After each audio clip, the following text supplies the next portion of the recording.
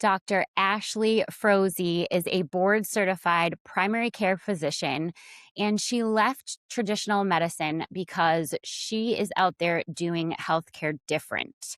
But when I went through residency after medical school, that's when you train as a doctor, but you're thrown into the insurance system right from the get go. So, right out of residency, I decided I'm not going to play that game. The amount of peptide questions that we get per day is wild. And you have really become a very respected and trusted voice online for peptide info. Peptides are popular because they work really well. That's the long and short of it. It's hard to navigate the space as a physician because they are mainly sourced on the gray market. And a couple of years ago, the FDA said, nope, let's not be playing with these because we don't have enough human data, human research, and outcomes to support the safety of these things. So you can't be messing around with them. And so they took the power of prescribing peptides away for the most part from the doctors. And so it created this very large gray market for them. But after time, not only was it bodybuilders and fitness people learning that these things are great, but it was like, our regular Joes and everybody wanting to partake in peptides. People are buying them online without any sort of like oversight, right? There are good companies and there are kind of sketchy companies, but somebody's got to step up to the plate and talk about like, what's the hype? What are the concerns? And like, how do we do this safely? For someone hearing this for the first time, what is a peptide? What is it doing? What's happening when we're adding peptides into our body? In a nutshell, they are chains of amino acids that you can put together in a lab. So amino acids are the same things that proteins are made out of, right? So anything larger than a 50 chain of amino acids is usually considered a protein. Anything less than that is usually much simpler, not folded up as much. And, you string three together and you can get a peptide, like KPV is a peptide and it's three amino acids chained together. But they are simply cellular messengers. And so, say you put a peptide in your body, it's going to hit receptors that already exist in your body. So, for example, KPV, the one that I was just talking about, it goes into the nucleus of a cell and turns off something called NF kappa B, which is the master regulator of inflammation. So you can see how that's really powerful.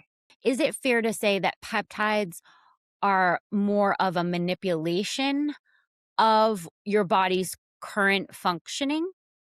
Yes, that's really good to think about it like that. What are people wanting to use these for the most, and what are the limits of the manipulation that we can do in our body right now? CJC 1295 mixed with ipamorelin, super popular peptide combination for muscle building. They influence the pituitary to put out more growth hormone. Growth hormone sounds scary, I think, to the majority of the population, but really what it is it is an influencer of recovery. So if you want not only better muscle recovery, physical recovery from whatever you've done the day before, um, but or better sleep or better, skin and digestion, like growth hormone affects it all. So the cool thing about peptides, if you can get your pituitary to just squeeze out the growth hormone that's already ready to do, but maybe it stopped doing that as well as you got older, right? It's got it in there, but it's not putting it out all the way. Well, peptides can get that pituitary to squeeze it out all the way, and then maybe you recover better. I think that they were always being used in the underground space in the gray market.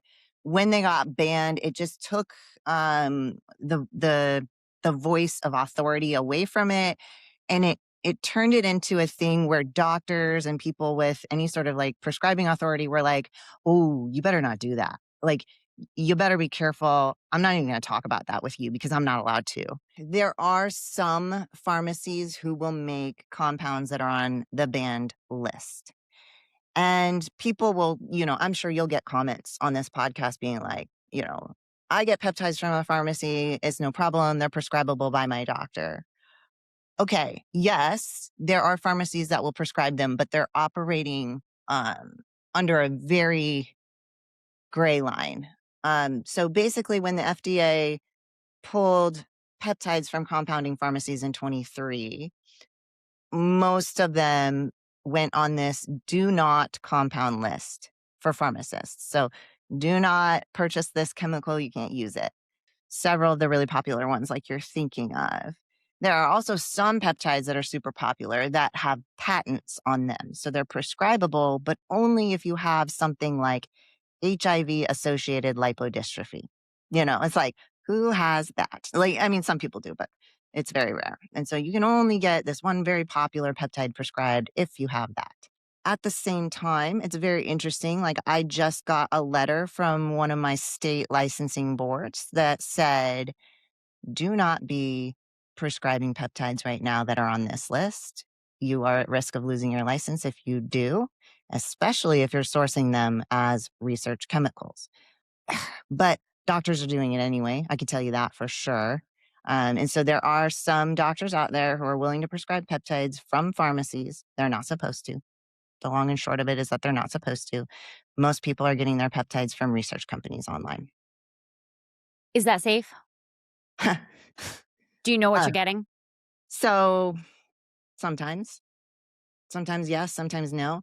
There is a group of peptides classically used for muscle building and fat loss, which are the growth hormone peptides. And when you put that peptide up against your visceral fat, wow, many things happen and it just annihilates visceral fat. For anybody who doesn't know, we're talking about fat around the midsection, around your organs, right? That has been linked to higher mortality in all ages and across the board of people.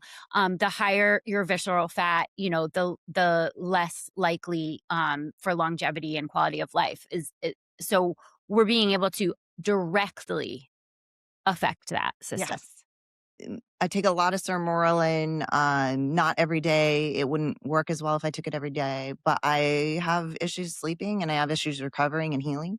Again, I'm too like type A and I like to exercise too much and so it helps me recover, helps me get better, deeper sleep. I literally double my deep sleep when I'm using sermorelin, even on the days that I haven't used it, but it's like the days around it. You double Uh, your deep sleep. yeah, it'll go from like 40 to 50 minutes to an hour and 50 minutes. We have a peptide that I think could be useful for more people than we realize.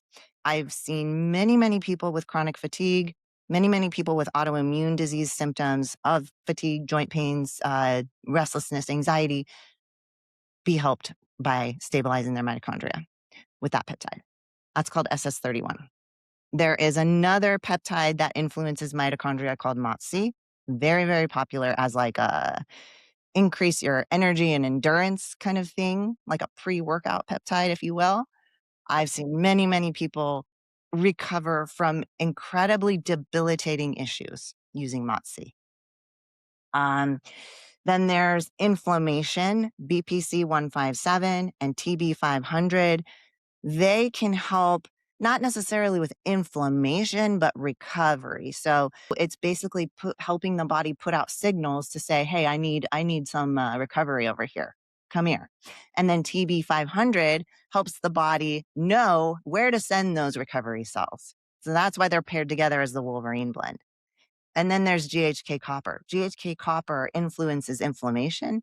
So it kind of settles the dust around an injury, right? Settles the dust, but then also unlocks one of the peptides that we have naturally in our body that helps make new collagen. New collagen, they're researching it for hair follicle regeneration. Amazing. And then there's KPV, that literally turns off the switch, the master switch of inflammation in our body, the cellular switch. Retatrutide is coming out. That's a continuation of the GLP saga, right? Okay. Semaglutide, tirzepatide. Now there's retatrutide. What makes that one different? Oh my gosh, it is hot topic right now. So semaglutide is GLP-1, hits GLP-1 receptors, makes you full, makes you feel satiated, slows down your digestion. Tirzepatide came along, which was anti-inflammatory. It also raised people's metabolism, and it had less nausea and constipation. Now they have retatrutide coming out, and it's not even FDA approved yet, but people are just buying it off the internet like crazy because we're noticing people's metabolisms raising like more long term doing that. We're wasting energy as heat. We are showing even more weight loss and less side effects from this peptide. And people are just like, this is the king of GLPs. Like, this is it. I could go on and on and on. That was just like a few of the really, I didn't even talk about the growth hormone ones. So Sermorelin, CJC 1295, those are the same peptide, but one's more stable and lasts longer in the body. I think that more women are fit for Sermorelin because, like I said, they actually naturally have more growth hormone pulses. They're a little more sensitive to things. So use the weaker of the two. CJC 1295 is really popular in men and women, but they use it a lot for muscle building. So those help you squeak out more growth hormone. Then there's Tesamorelin, does the same thing, but it also lasts even longer. I was talking about its effects on visceral fat. I mean, kill people's visceral fat, save the world. I mean, in my opinion. Right. So I could go on and on and on. There's so many.